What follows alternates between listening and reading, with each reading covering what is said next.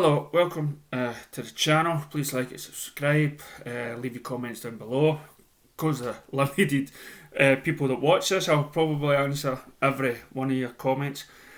Right, so multiverse, Flashpoint, right? Two different things. And for the last couple of videos, I was talking about Jeffrey Dean Morgan.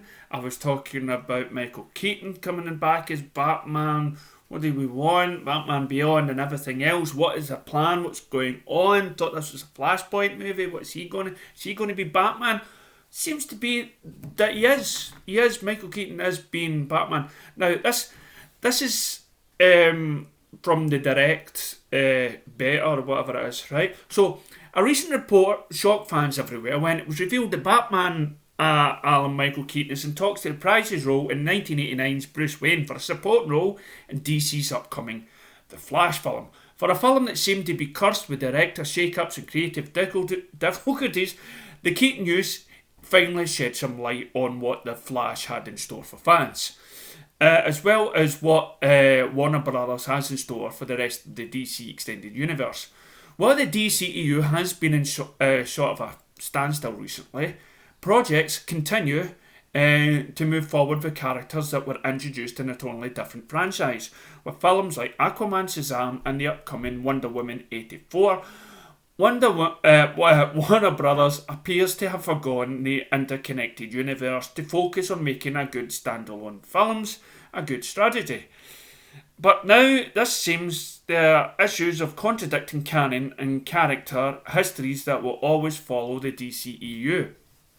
Now that The Flash is confirming the existence of the multiverse, it seems as if the iconic character's first live action film is poised to be DC's new universal anchor point. As Barry Allen deals with the time travel alternative universes potentially creating a new continuity, in the process there's a huge opportunity for The Flash to clear up some of DCEU's numerous continuity.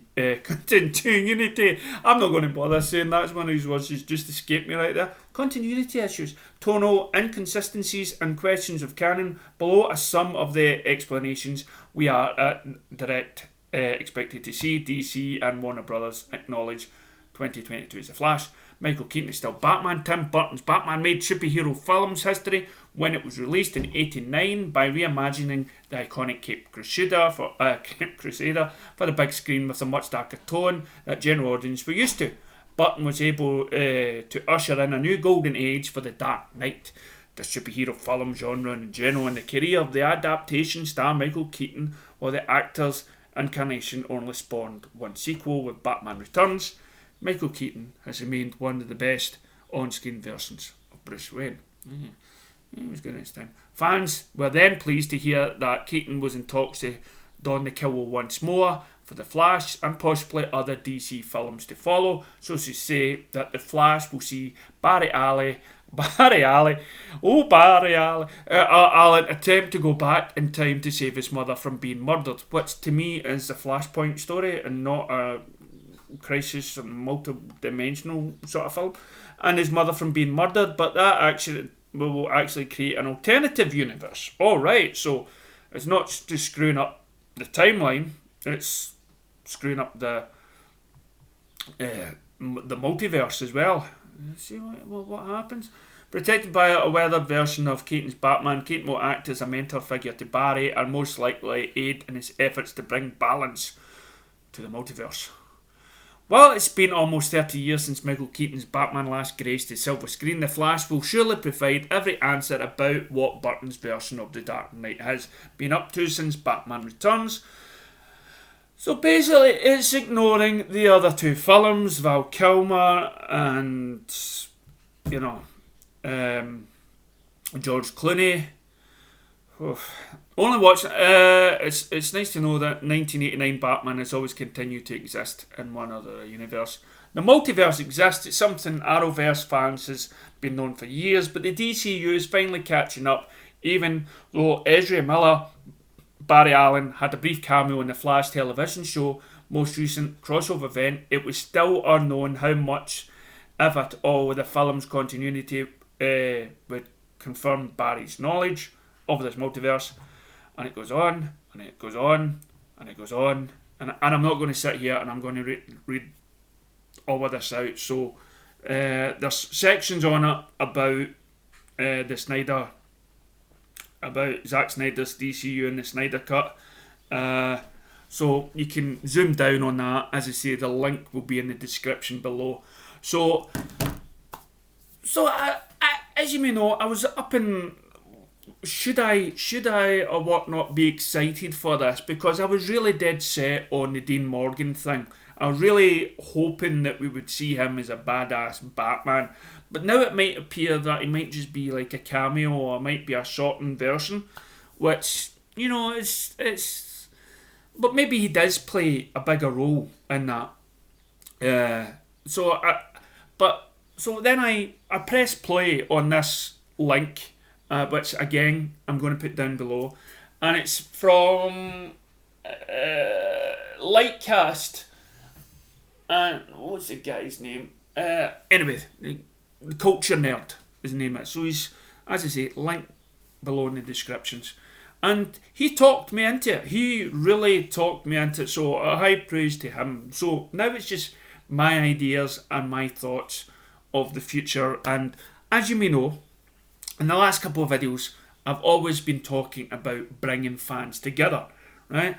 Bringing DC fans and Zack Snyder fans, and we should all be one happy team now, right? Even Henry Cavill promoted that, and when the shot of picture that Zack Snyder put up. So here's the thing, and what we must all remember: for those people that are against Zack Snyder's version, right? Please note that in this multiverse movie, right, that Zack helped create, because Zack chose Ezra Miller to be the Flash, right? Now, here's the thing. Zack Snyder planned he planned about 7 movies and whatnot, but now I believe there was like the free story arc, the free Justice League movie arc, right? That was the one thing that we were all clinging on to. We wish we'd seen Zack Snyder's trilogy, right? And he was going to finish that story. He was going to finish that story in a way where you could revamp it all. You can revamp new characters into the DCU. So once, say, Justice League 3 came out, you can then go, right, that's my story told. I'm finished with that story, right? So now it's time for somebody else. But here we go.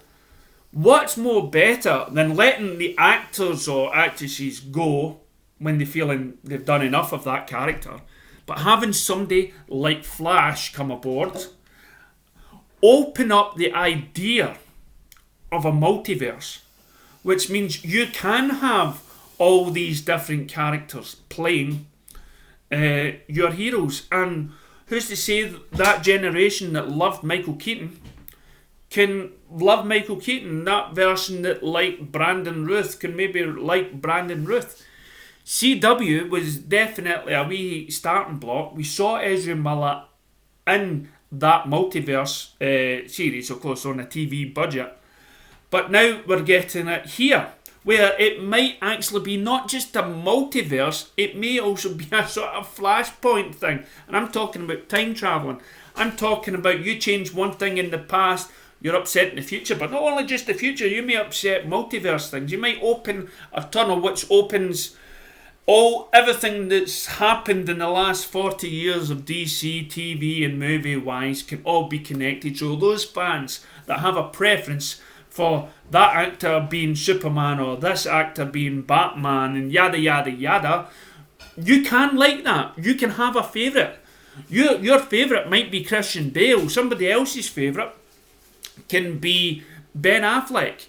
But it's cool to like that. We acknowledge, you can have a favourite, but it's not against the rule to just like or appreciate the other one. Because it's all connected. It's all different incarnations, variations of these characters. So let's not get on that hate train with, oh no, it shouldn't have been Christian Bale, because because of those 3 films, and oh no, it's Ben Affleck because he's rougher and he's psychological broke down and everything else. But now, thanks to Zack Snyder, we can move forward to this multiverse where it will be a big salute to every fan of every generation. Now, we get to some of the good sort of points about the Zack Snyder trilogy. It is looking promising that we're going to get, sorry for the background noise, that we're going to get more Ben Affleck. Okay, now as I said before in the video, Ben Affleck, according to sources and whatnot in the video and everything else, that he has signed a deal. Now we all know that Ben Affleck really walked off set from his Batman movie. Right, he said he hung up his cowl. He had enough. You can tell by looking at Ben Affleck that he was suffering. He had the alcoholism. His marriage was breaking down, and you've seen on videos his close friendship with Zack, doing the press ups, wearing the armor, and everything else. He came on board to do Batman, even though he had his, he thought it was too old to play it.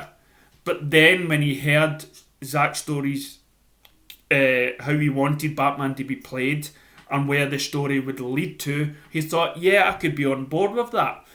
So there is talk that he has signed a contract, not just to do maybe the wee clips for the Justice League, but there are signs that he's signed on for more role. Now you're talking about Robertson Patterson's Batman. Is that going to be included in the universe?